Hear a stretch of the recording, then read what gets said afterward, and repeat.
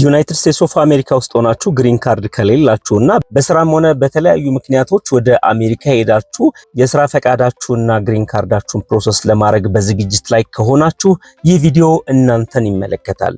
ሰላም እንዴት አላችሁ?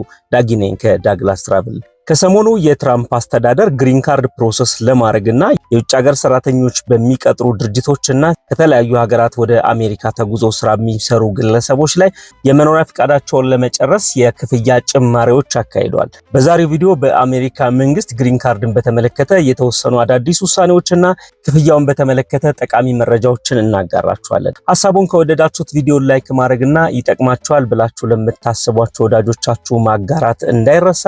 ወደፊትም እንዲህ አይነት ጠቃሚ መረጃዎች ወደ እናንተ እንዲደርሱ ሰብስክራይብ የምትለዋን በተን ተጭናችሁ እንድትወዳጁን በአክብሮት እንጠይቃችኋለን። እንደተለመደው እስከ ቪዲዮ መጨረሻ አብራችሁን ቆዩ ግብዣችን ነው።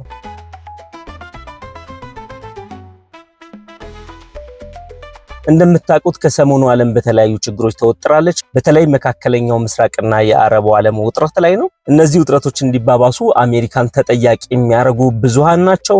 እነዚህ ውጥረቶች ተስፋፍተው እንዲቀጥሉ የዩናይትድ ስቴትስ ኦፍ አሜሪካ ሚና ቀላል የሚባል አይደለም። ከሰሞኑ ከተፈጠረው ችግር ጋር ተያይዞ በርካታ በረራዎች ተሰርዘዋል። አቪዬሽን ኢንዱስትሪው በከፍተኛ ሁኔታ ተጎድቷል። ወደ ተለያዩ ሀገራትና መዳረሻዎች የሚጓዙ መንገደኞች አሜሪካንን ጨምሮ በበርካታ የመካከለኛው ምስራቅና የአረቡ ዓለም ኤርፖርቶች የመንገደኞች መጉላላትና የበረራ መሰረዞች ተስተውለዋል። እንግዲህ ከሰሞኑ በብዛት እየተነገረ ያለው ጉዳይ ይሄኛው ነው። ዓለማችን አሁን ካለችበት ያለ መረጋጋት ወደ ቀልቧ ተመልሳ ሰላም እንዲሰፍን ምኞታችን ነው። ለዛሬ ወደ ያዝነው የአሜሪካን የግሪን ካርድ ጉዳይ ስንመለስ ግሪን ካርድን በተመለከተ የአሜሪካ መንግስት የተለያዩ ለውጦችና ማሻሻያዎች ማድረግ ከጀመረ ሰንበትበት ብሏል። ባሳለፍነው የፈረንጆቹ ፌብሩዋሪ ወር ላይ ግሪን ካርድን በተመለከተ ሌላ ጉዳይ ተከስቶ ነበረ። ዩናይትድ ስቴትስ ኦፍ አሜሪካ ውስጥ ሪፊውጅ ሆነው ግሪን ካርድ የሌላቸውን ስደተኞች እንደሚያስር የትራምፕ አስተዳደር አዲስ ፖሊሲ እንዳወጣ የሚታወስ ነው። ግሪን ካርድ የሌላቸውን ግለሰቦች ለመለየትም በርካታ ህጋዊ እርምጃዎች ተወስደዋል። በህገወጥም ሆነ በህጋዊ መንገድ ወደ አሜሪካ የሚያስገቡ መንገዶችን ታይት በማድረግ የአሜሪካ መንግስት ስደተኞችን ለመቆጣጠር ብርቱ ስራ ሲሰራ ነበረ። ከዚህ ጋር በተያያዘ ኢሚግሬሽን ኤጀንቶች ሚኒያፖሊስ አካባቢ ያደርጉት የነበረው እንቅስቃሴ የሚረሳ አይደለም። በወቅቱ እንደተገለጸው አሜሪካ ውስጥ ስደተኛ ሆነው እስካሁን ድረስ ግሪን ካርድ ያላገኙ ግለሰቦችን ለማሰር ጥረት እየተደረገ እንደነበር ይታወሳል። ዲፓርትመንት ኦፍ ሆምላንድ ሴኩሪቲ የሚባለው የአሜሪካ መንግስት ተቋም በወቅቱ እንዳሳወቀው ስደተኞች በአሜሪካ ውስጥ ከአንድ ዓመትና ከዛ በላይ ለሆነ ጊዜ ቆይተው ለሌጋል ፐርማነንት ስታተስ ወይም ለግሪን ካርድ አፕላይ ካላደረጉ የእስር ቅጣት እንደሚጠብቃቸው ሲገለጽ ነበር። ይህ ግሪን ካርድና ስደተኞችን የተመለከተው የፖሊሲ ማሻሻያ ብዙ ተቃዋሚዎች ቢኖሩትም የአሜሪካ መንግስት ግን በአቋሙ እንደጸና ቀጥሏል።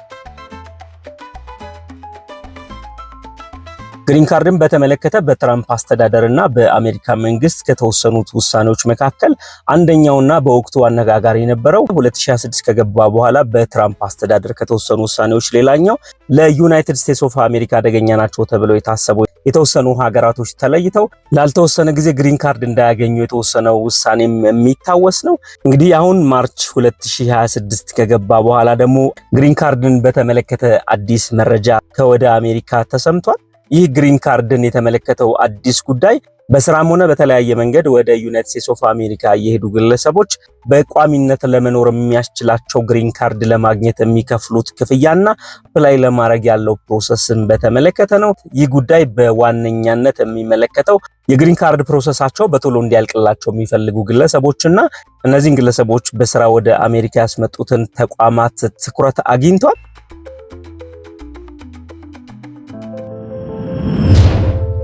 የጥራት ልካችን የሚጀምረው ከቦታ ምርጫችን ነው። ሳር ቤት ቫቲካን ኤምባሲ አካባቢ የሚገኘው መንደራችን የዚህ ምስክር ነው። በናሃል ከተማ በቫቲካን ኤምባሲ አካባቢ በፍጥነት እየተገነቡ ያሉ መኖሪያ አፓርትመንቶችንና የንግድ ሱቆችን ለሽያጭ አቅርበንልዎታል። ገዝተው የግሉ ያድርጉ። ጀምቦሮ ሪል ስቴት በጊዜ ግቡ። ይህ የግሪን ካርድ ፕሮሰስ ክፍያን የሚመለከተው ጉዳይ ቀደም ሲል ለነዚህ ሂደቶች ይከፈሉ ከነበሩት ክፍያዎች ጭማሪ ተደርጎበታል። ለዚህ የግሪን ካርድ ክፍያ አጀስትመንት ዋነኛው ምክንያት የኢንፍሌሽን ጉዳይ ነው። ከዚህ ጋር ተያይዞ የሚነሳው ሌላው አንደኛው ምክንያት በዩናይትድ ስቴትስ ኦፍ አሜሪካ ግሪን ካርድ ለማግኘት የጠየቁ ግለሰቦች ባክሎግ በጣም ከፍተኛ ቁጥር ያለው ነው። በዚህ ምክንያት አዳዲስ በፕሪሚየም ሌቭል የግሪን ካርድ እና የሲቲዝንሺፕ አገልግሎት ለማግኘት ከማርች 1 2026 ጀምሮ አፕላይ የሚያደርጉና አፕላይ ያደረጉ ግለሰቦች ቀድሞ አገልግሎት ለማግኘት ይከፈለው ከነበረው ክፍያ ተጨማሪ የመክፈል ግዴታ ይኖርባቸዋል። ይህ የክፍያ መጠን እንደምትጠይቁት የቪዛ አይነትና የግሪን ካርድ ፒቲሽን የተለያየ አማውንት ይኖረዋል። በአብዛኛው ሰራተኛና ስራን የሚመለከቱ የስራ ቪዛዎች ወይም ግሪን ካርድን የተመለከተው ክፍያ አገልግሎቱን በቶሎ ለማግኘት 2965 የአሜሪካን ዶላር ተደርጓል። በዚህም መሰረት ተጨማሪ ክፍያ ሲከፈል የፈጠነ አገልግሎት ለማግኘት የተሻለ እድል ይሰጣል የሚል እሳቤ አላቸው። በዚህ የፕሪሚየም ሌቭል አስቸኳይ አገልግሎት ለማግኘት የፈለጉ ግለሰቦች የግሪን ካርድ ማመልከቻቸው ሲፈጥን 15 ቀን ሲዘገይ 45 ቀን በሚደርስ የጊዜ ገደብ እንደሚያልቅላቸው ነው የተገለጸው። ሌላው ከዚህ የግሪን ካርድ ጭማሪ ክፍያ ጋር ተያይዞ የተነሳው ጉዳይ አንድ ግለሰብ ይህንን የፕሪሚየም አገልግሎት ለመክፈል 2965 የአሜሪካን ዶላር አገኘ ማለት ግሪን ካርድ ለማግኘት ዋስትና ይሆናል ማለት አይደለም። ይህ ማለት ያመለከቱት የቪዛ እና የግሪን ካርድ አይነት ምንም ይሁን ኢሹ እንዲደረግላቸው የከፈሉት ክፍያ ዋስትና እንደማይሆን ነው የተገለጸው። በዚህ መሰረት ለኢምፕሎይመንት ቤዝድ ግሪን ካርድ ወሳኝ ለውጥ የተደረገበት I-140 የሚባለው ፎርም የሚሞሉና በቋሚ የሥራ ቅጥር ወደ አሜሪካ መጥተው ለፐርማነንት ሬዚደንት ፐርሚት ለሚያመለክቱ ሰራተኞች ነው። ይህ የግሪን ካርድ ፕሮሰሲንግ ፊ ከዚህ በፊት የነበረው 2805 የአሜሪካን ዶላር ነበረ።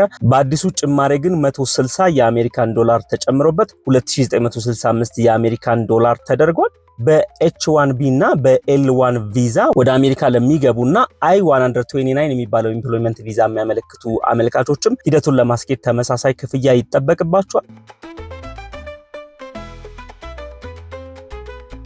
ሲአይኤስ እንዳስጠነቀቀው ይህ መግለጫ ከተነገረበት ማርች 1 2026 ጀምሮ የሚያመለክቱ አመልካቾች አፕዴት በተደረገው ወይም በተሻሻለው ክፍያ ካልከፈሉ ፕሮሰሳቸው ራን እንደማይደረግና እንደሚዘገይባቸው ነው ያስጠነቀቀው። በሌላም በኩል ለፕሪሚየም አገልግሎት የክፍያውን መጨመር ፕሮሰሱን ለማፋጠንና ባክሎግ ላይ ያሉትን ሊስቶች ቶሎ ለማጠናቀቅ ጊዜ ይቆጥባል የሚል እሳቤ እንዳላቸውም ተነስቷል። በዚህ ማሻሻያ መሰረት H2B በሚባለው ጊዜያዊ የስራ ፍቃድ ወደ አሜሪካ የሚገቡ ግለሰቦችና R1 በሚባለው የሃይማኖታዊ ቪዛ ወደ አሜሪካ የሚገቡና I-129 የሚባለውን ፎርም ሞልተው ግሪን ካርዳቸውን ፕሮሰስ የሚያደርጉ ግለሰቦች 1780 የአሜሪካን ዶላር ለመክፈል ይገደዳሉ። ከዚህ በፊት ከነበረው 1685 የአሜሪካን ዶላር የ100 ዶላር አካባቢ ጭማሪ አሳይቷል። የዩኤስ ሲቲዝንሺፕ እና ኢሚግሬሽን ሰርቪስ ሲአይኤስ እንዳለው ይህ የግሪን ካርድ ክፍያን የተመለከተው ጉዳይ በየ2 ዓመቱ ሪቫይዝ እንደሚደረግ አሳውቋል። እንግዲህ በዩናይትድ ስቴትስ ኦፍ አሜሪካ የግሪን ካርድ የፕሪሚየም ሰርቪስ ክፍያን በተመለከተ አዲስ የወጣው መረጃ ይህንን ይመስላል። በእርግጠኝነት ጠቃሚ መረጃ እንዳገኛችሁ ተስፋ አደርጋለሁ። ማግኘት ለፈለጋችሁት የቪዛ አይነትና አገልግሎት ምን አይነት ክፍያ ያስከፍላል፣ ምን ያህል ጊዜ ይፈጃል የሚለውን ሙሉ መረጃ ማግኘት ከፈለጋችሁ ኦፊሻል የሆኑ ሳይቶቻቸው ላይ በመግባት ቼክ ማድረግ ትችላላችሁ። ለዛሬ ያዘጋጀንላችሁ ፕሮግራም ይህንን ይመስል ነበረ። ባነሳን ሐሳብና በተለያዩ ተያያዥ ጉዳዮች ላይ ሐሳብና አስተያየት ካላችሁ ኮሜንት ሴክሽኑ የእናንተ ነው። ከኮሜንት ባለፈ ደግሞ ዲስክሪፕሽን ቦክስ ላይ የተለያዩ ሶሻል ሚዲያ ሊንኮቻችን አሉ። በዛ መንገድ ሐሳብ አስተያየታችሁን ልታጋሩን ትችላላችሁ። ያነሳነው ጉዳይ ጠቃሚ ነው ብላችሁ ካሰባችሁ ቪዲዮ ላይክ ማድረግና ይጠቅማችኋል ብላችሁ ለምታስቧቸው ወዳጆቻችሁ ማጋራት እንዳይረሳ። ለቻናላችን እንግዳ ከሆናችሁ አሁን የምትገኙት ዳጊ ትራቨል ቲፕስ የተሰኘው የዩቲዩብ ቻናል ላይ ነው። በዚህ ቻናል ከቪዛና ከኢሚግሬሽን ከኤርላይንስ እና አጠቃላይ ከአቪዬሽን ኢንዱስትሪ ጋር የተገናኙ ጉዳዮችን እያነሳን ዘወትር ማክሰኞ ምሽት 12 ሰዓት እና ዘወትር አርብ ምሽት በተመሳሳይ ሰዓት ወደ እናንተ እንደርሳለን። ከማክሰኞና አርብ በተጨማሪ ወደ እናንተ በቶሎ መድረስ ያለባቸውና አስቸኳይ ጉዳዮች ሲኖሩ በተለያዩ ፕሮግራሞች ወደ እናንተ ምንደርስ ነው የሚሆነው። ከዚህ በተጨማሪ ሀገር ውስጥና ኢንተርናሽናል የበረራ ትኬት ታስፈልጓችሁ ከሆነ በራችን ክፍት ነው። እስካሁን አብራችሁን ቆይታችሁ ቪዲዮን ስለተከታተላችሁ የዚህ ቻናል ቤተሰብ ስለሆናችሁ እንዲሁም ቪዲዮን ላይክ እና ሼር ስላደረጋችሁ ከልብ አመሰግናለሁ። መልካም ጊዜ